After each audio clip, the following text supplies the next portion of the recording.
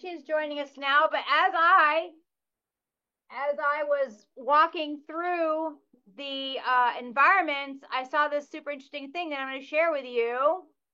On this day in the past, you guys, and listen to this. This is kind of interesting.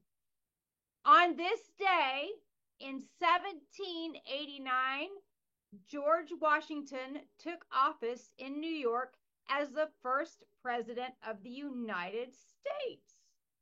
So today, George Washington was like, I'll do it. Also, on this day, Bessie Coleman, the first Black female aviator, died in a crash in Jacksonville, Florida, and she was only 33. In 1803, the U.S. bought the Louisiana Territory from France for 60 million francs for the equivalent of about $15 million. Can you believe it? All right, thank you guys for being here. For sure. How are you? I'm good. I was just finishing my lunch, so you're gonna have to excuse me if I What did you have for lunch today? I had my favorite guilty pleasure, crackers with cream cheese. So delicious. Just smear a bunch of cream cheese on top of a cracker and I'll eat it. I had tzatziki sauce and vegetables. I don't know how people feel about tzatziki sauce with vegetables. I don't know. Wait a minute. Let me just give it a thumbs up or thumbs down over here at Nord. Let me see. Hold on. First of all, what kind of sauce? Because I'm not even sure I know what that is. What kind of sauce? Like tzatziki sauce, like you have on like a gyro, or you have like the white creamy sauce. Okay. Hey, Norwood, how are we with that kind of like gyro sauce? Are we thumbs up or thumbs down? Can you give me a thumbs up, thumbs down? Okay. All right. How are we about that? I'm a little surprised. Who wants to say that Jen's missing out because she didn't even know what tzatziki sauce was? Question is what kind of crackers? Because not all crackers are created equal. Like what kind of crackers were they? I'm a Wheat Thins girl. Oh, I do Wheat Thins, or these were like Townhouse crackers that were like sun-dried tomato. They had like seasoning on them. Okay, the melty kind. You know what I don't like are like the Triscuits. Triscuits can ride a donkey, right? I don't know. But so thank you all for being here. I have a PowerPoint of some questions that have been asked by you guys in your environments. I kind of just collected the ones that were for Corey to answer. I can answer some other ones maybe next week. But I kind of picked the ones that Corey could be the authority on. So I'm going to share the screen. We'll kind of look at the question, and then I'll put you back on there. So let's see how this goes. I just want to know why your screen name is Sing Along. Because we were singing along to Whitney before it started. Oh, okay. All right. Yeah, missed that part. I had a black screen and I transitioned from sing along into watch Jen do karaoke as you do.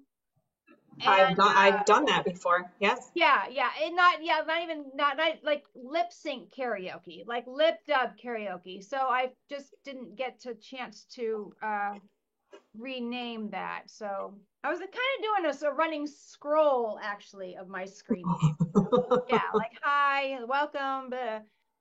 Okay, all right, you guys. So we had some great questions. Thank you so much, everybody who submitted a question. We'll do these every so often. Here we go. I believe that is our first one.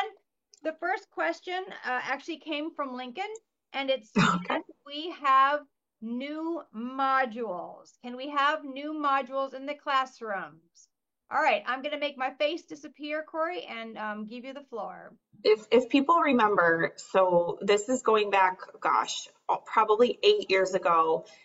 For those of you who know Nick Larson, before he was overseeing day programs, his job was to write and sort of build and create new modules.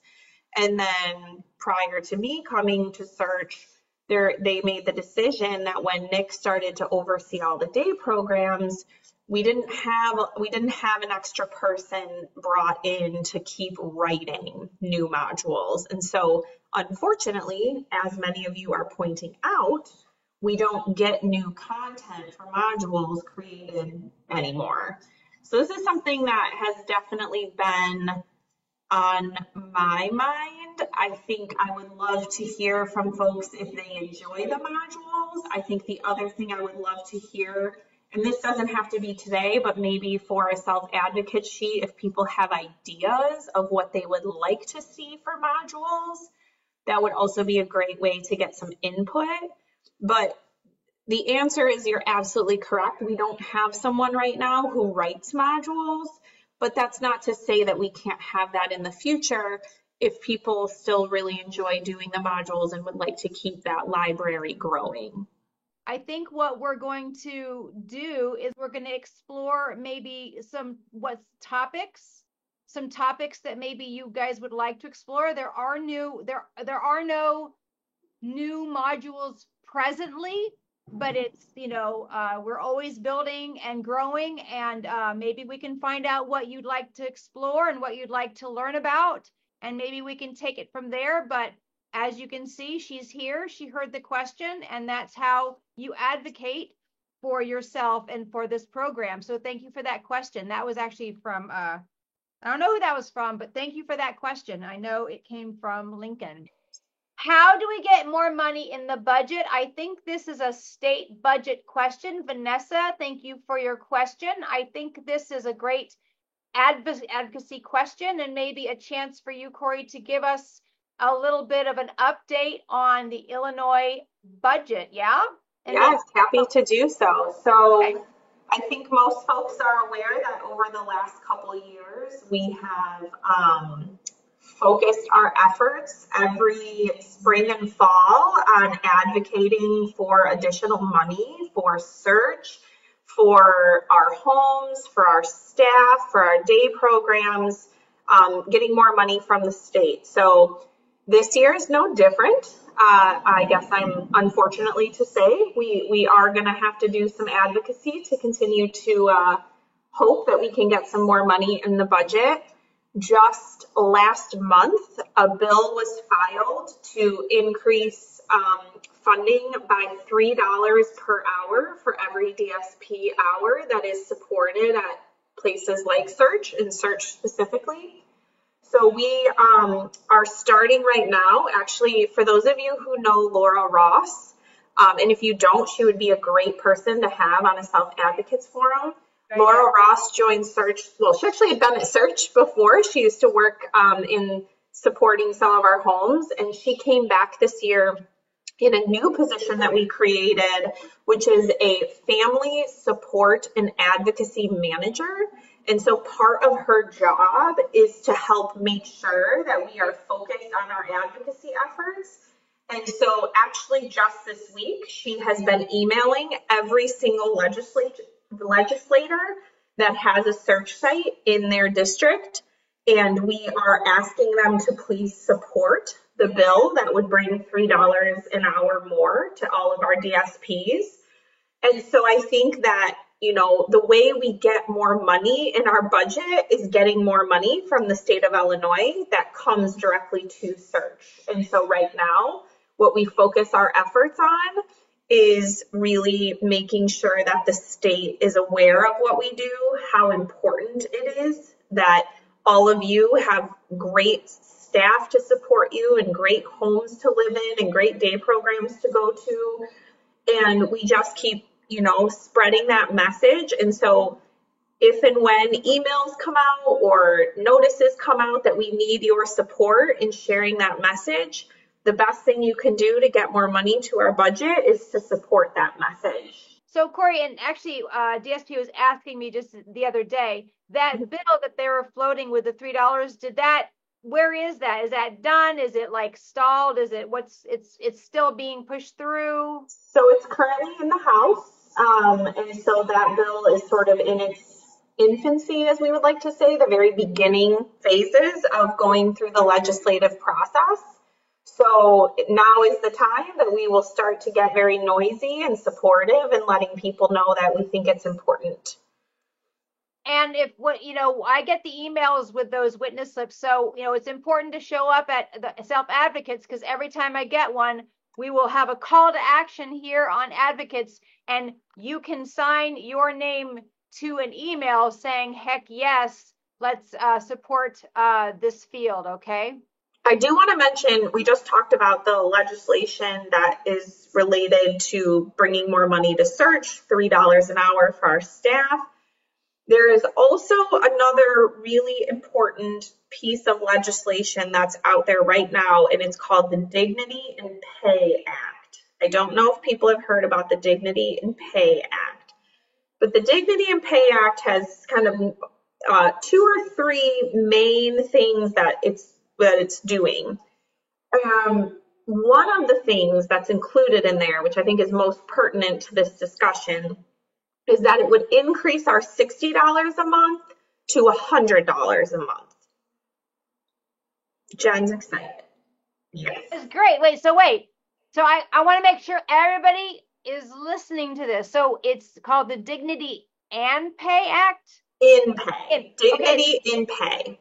Because let's remember that, because if we're asked to help, advocate for that, they're saying that's what they're proposing. That's not promised yet. That's what they're proposing, to bump up the $60 a month to $100. Is that correct? That's correct. So that legislation, what it also includes is, if some of you remember, we used, particularly at our warehouse, which I actually saw was on the list of questions, but at our warehouse and at Kensington, we would have jobs that would pay what was called a piece rate, which means for every piece that you made or that you worked on, you got paid for.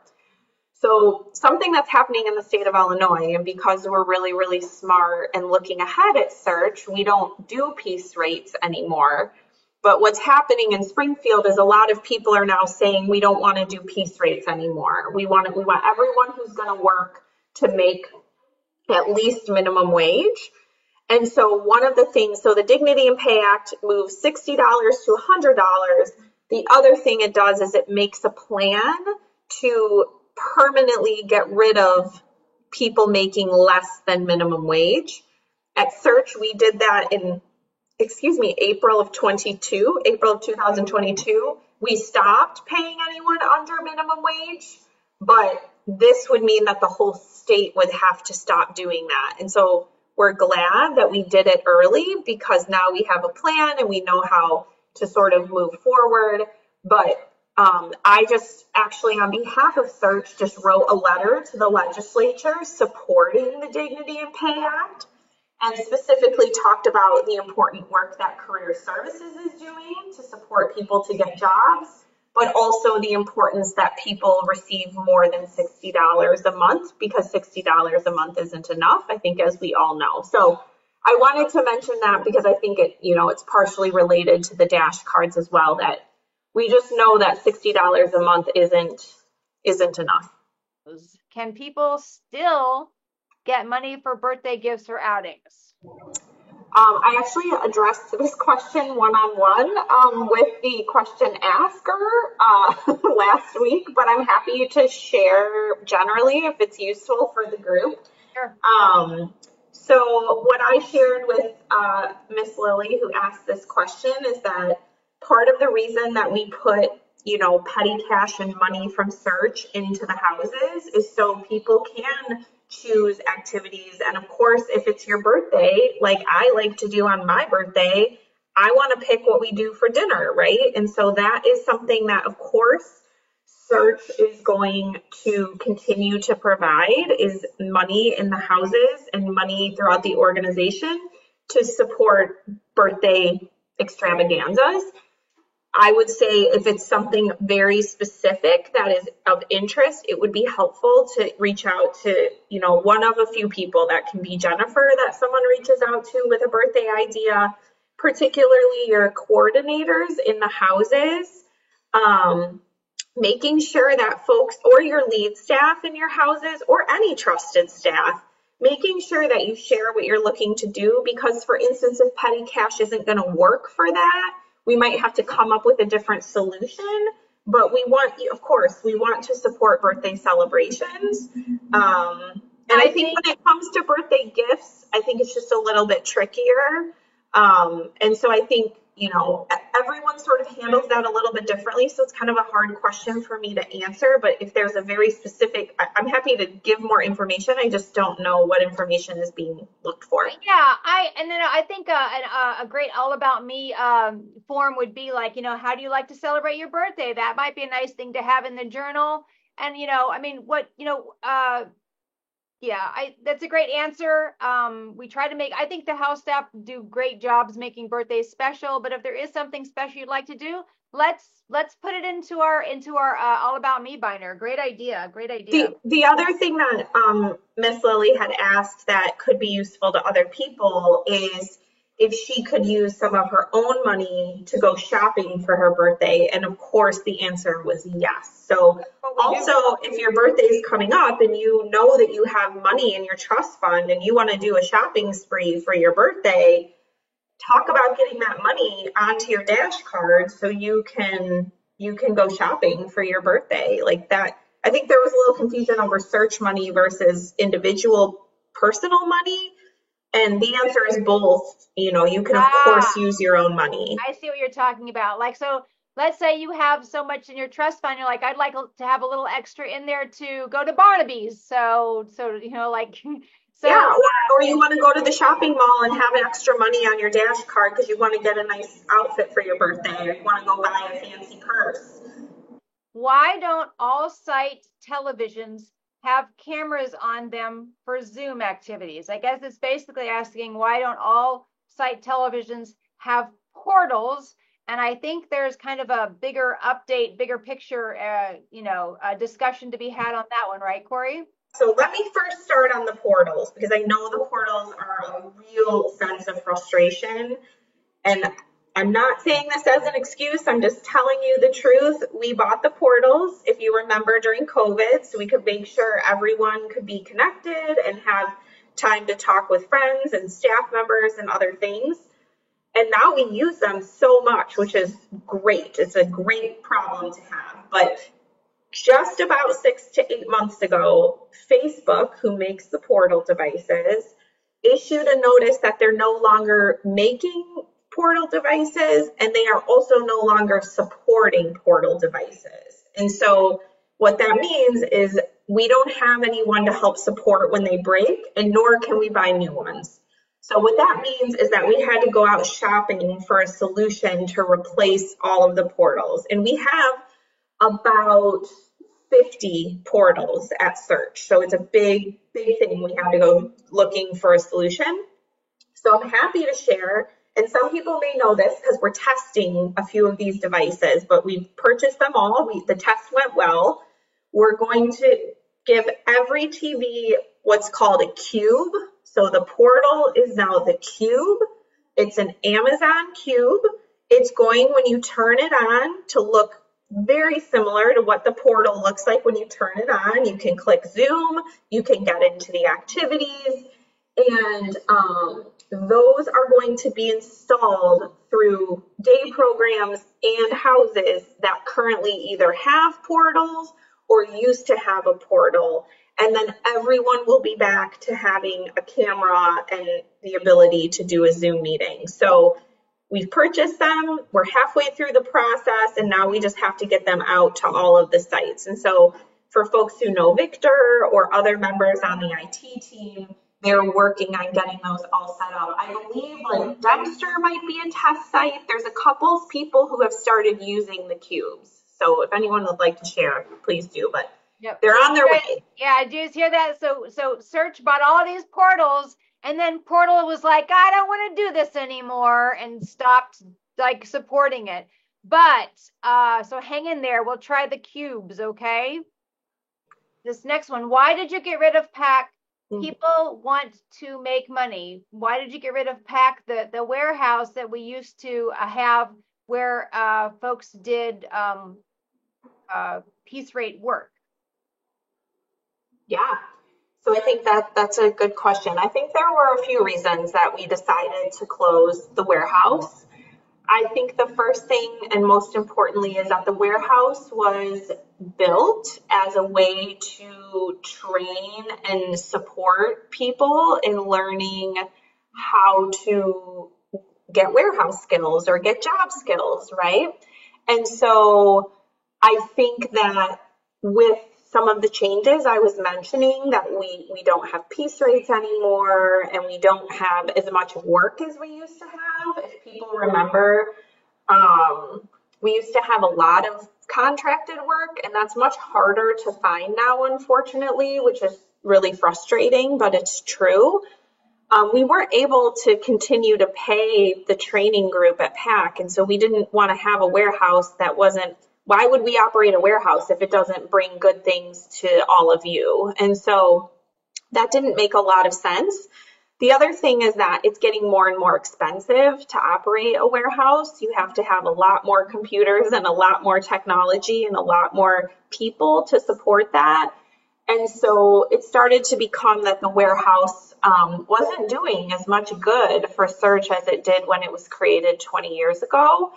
But I know that the work is something that's very frustrating to people. And I think it's not just because of the warehouse. I think overall, there isn't as much work opportunity in our day programs for people to pursue. And that's something that's happening at a state level. So I think the truth is that the history of doing work in day programs is probably not going to be a thing in the future, that all of the work that happens will be out in the community, be looking for jobs out in the community. And I know for some people that's not what you want, and I understand, I hear that, and I know that, but I think that's just the way that the state and frankly society is kind of looking at that type of thing. So I hope I answered the question. Yep, yeah, with this whole, all this HCBS stuff and this EQL stuff, the rights to, an inclusionary life, that includes work, and this is just an evolution of this field and the way that we provide services for you guys. So, can you make a stage in the building? We would like to put on shows. Can you make a stage? That's the first I've ever heard of that, Allison. I think that's a fascinating thought. I think it's something for us to think through. What I will say is if you guys know, at Kensington, I know Lincoln is a little more challenging from a space perspective, but at Kensington last year, we put a sound system and a projector into the auditorium. So we could use that space for events a little bit more and use it not just as a static space, but a space that could be exciting and lively and have music. And I know there's lots of dance parties that happen out there. I think that even if there's not a stage, I think we can work towards doing productions in that space if that's a possibility. And frankly, stages can be rented. If you guys put a show together, Corey and I will do our part to make it an interesting thing to watch. If I feel like the question behind the question is like, can we do shows at Kensington? And that answer is always yes. That's thumbs up all here.